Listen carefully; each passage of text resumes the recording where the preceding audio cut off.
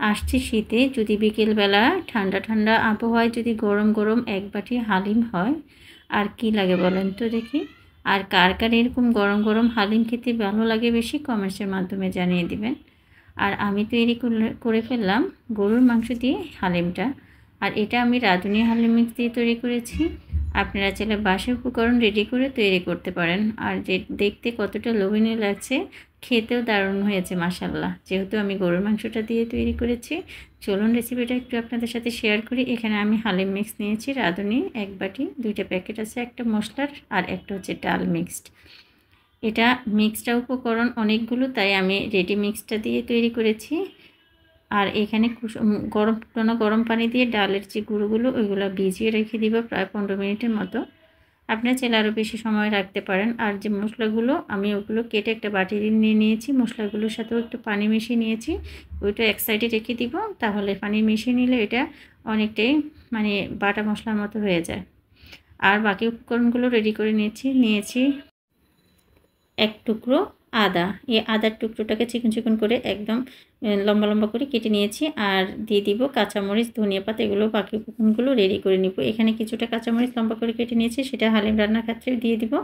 আর বাকিগুলো একদম মিহি কুচি করে কেটে নিব। এগুলো যখন আমরা হালিম খাবো তখন যে পরিমাণ ঝাল খেতে পছন্দ করে তার জন্য প্রয়োজন হবে, তাই একটু ছোট টুকরো করে কেটে নিয়েছি। আর নিয়ে নিব ধনিয়া পাতা কুচি। ধনিয়া পাতা ধনিয়া পাতা, আদা আর কাঁচামরিচ, লেবু হালিমের সাথে না হলে হালিমের স্বাদ অনেকটাই কমে যায়। এগুলো অবশ্যই হালিমের সাথে প্রয়োজন, তাই এগুলো আগে রেডি করে নিয়েছি যেন হওয়ার সাথে সাথে পরিবেশন করতে পারি। আর নিয়ে নিয়েছি এখানে 600 গ্রামের মতো গরুর মাংস। এই গরুর মাংসটা একদম হাড় সহ নিয়েছি 600 গ্রাম। আর এখানে যেহেতু হাড় দিয়ে দিয়েছি এই জন্য গরুর মাংসটা একটু বাড়িয়ে নিয়েছি। প্যাকেটে গায়ে বলা আছে 300 গ্রাম পরিমাণ মাংস দিলে হবে, যেহেতু আমি একটু হাড়সহ মাংস দিয়েছি। হাড়ের পরিমাণটা কম, যদিও মাংসের পরিমাণটা বেশি, প্রায় 500 গ্রামের মতো মাংস আর 100 গ্রামের মতো হাড় হবে। হাড়সহ দিয়ে দিয়েছি। আর এটা খেতে বেশি ভালো লাগে এই মাংসের পরিমাণটা যদি বেশি দিই। আর এখানে তেল দিয়ে দিয়েছি 1 কাপের মতো, এখানে দিয়ে দিয়েছি। আর পেঁয়াজ কুচি 1 কাপের মতো দিয়ে একটু নেড়ে ছেড়ে পেঁয়াজটা একদম বেরেস্তা করে নিব। পেঁয়াজ বেরেস্তা করে নিব। আর দিয়ে দিয়েছি আস্ত গরম মশলা, তেজপাতা, দারচিনি আর এলাচ দিয়ে ভেজে নিব। গোল্ডেন ব্রাউন কালার যখন হয়ে যাবে 1/3 বেরেস্তা আমি তুলে নিব।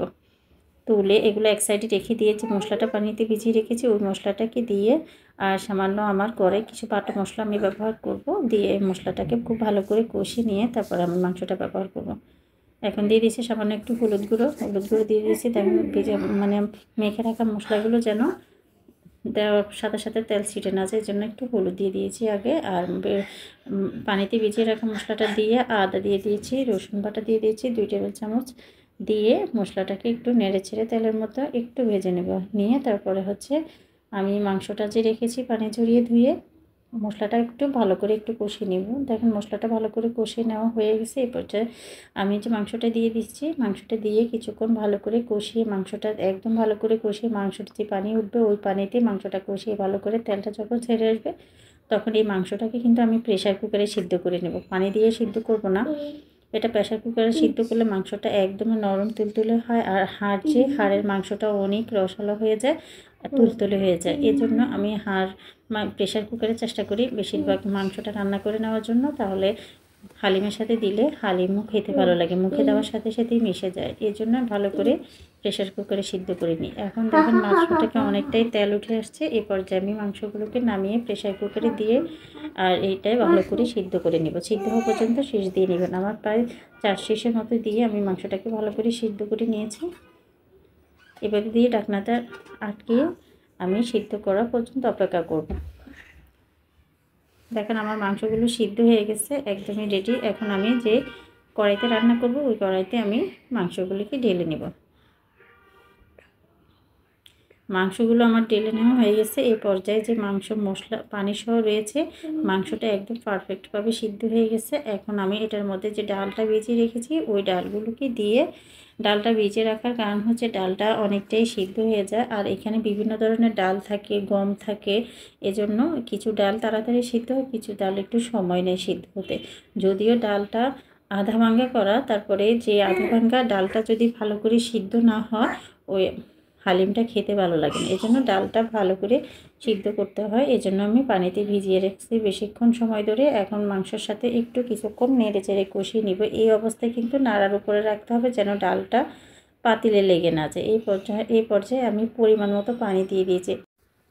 আমি এখানে পানির পরিমাণটা বলছি না, আমি হালিম রান্নার ক্ষেত্রে অনেক পানি দিয়ে রান্না করি। আমি অনেক পানি দিয়ে দিয়েছি, একদম পাতলা করে রেখেছি।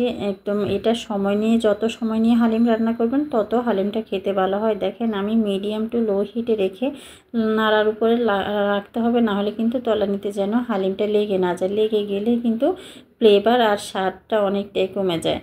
আর নাড়ার উপরে রেখে মিডিয়াম টু লো হিটে রেখে কিন্তু সময় নিয়ে হালিম রান্না করতে হবে, তাহলে হালিমের অরিজিনাল স্বাদ পাওয়া যাবে। বাস তৈরি হয়ে গেল আমার গরম গরম বিকেলে হালিম।